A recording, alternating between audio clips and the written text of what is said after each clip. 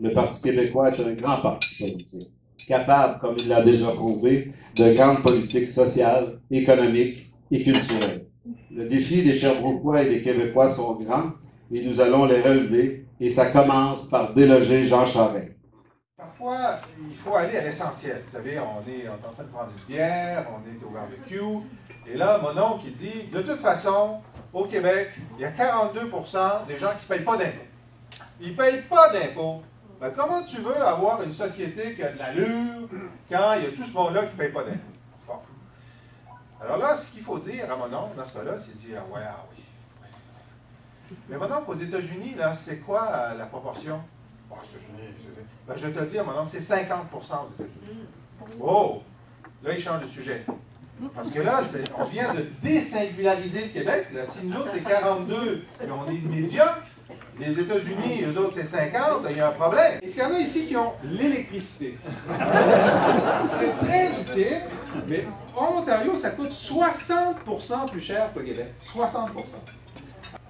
François Legault est allé dire à l'émission Le Verdict, avec Véronique Cloutier.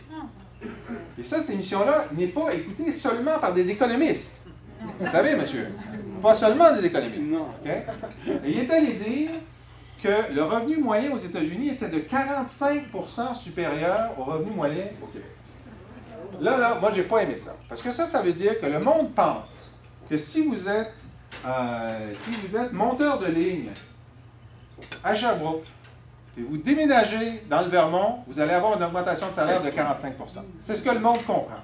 C'est complètement faux. On a démontré que, en termes de pouvoir d'achat, à temps de travail égal, 99% des Québécois ont plus de pouvoir d'achat que 99% des Américains. Alors, si on regarde la pauvreté, ben là, il n'y a même plus de débat. Avant, il n'y en avait pas, il n'y en a plus. Le taux de pauvreté au Québec est inférieur au reste du Canada, sauf en Alberta, est nettement inférieur à celui des États-Unis. L'estime de soi économique des Québécois est en forte hausse, et après 2009, 2010, 2011, 2012, et là, on voit bien que c'est tout croche chez nous. On est tous d'accord, c'est tout croche, ça va mal, c'est mal géré, il y a de la corruption. Mais ça va plus mal en Ontario, ça va plus mal aux États-Unis, puis l'Europe, on n'en parle même pas.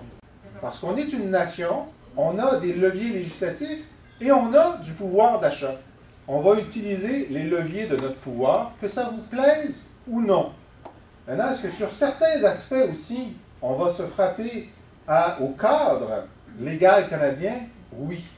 Et si on se frappe au cadre légal canadien, ben, ce sera une démonstration qu'il y a des choses qu'on ne peut pas faire.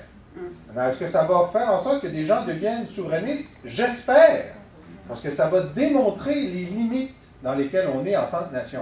Alors, est-ce que nos adversaires vont dire que c'est une astuce, que c'est malhonnête, qu'on veut faire des crises? Oui. Mais savez-vous, ils vont le dire même si on ne fait rien. Okay? Ils vont le dire de toute façon. Alors, c'est la question des chiens et la caravane. La pire chose que la caravane peut faire lorsque les chiens aboient, c'est de s'arrêter. Ils vont aboyer de toute façon. Okay? Alors, faisons ce que nous avons à faire pour le bien du Québec. Vous avez à Sherbrooke le mandat de 70% des insatisfaits au Québec d'agir comme des, je dirais, comme des délégués. Vous êtes des délégués du reste du Québec pour faire en sorte que M. Charest prenne sa retraite de la vie politique. C'est à vous qu'incombe ce rôle.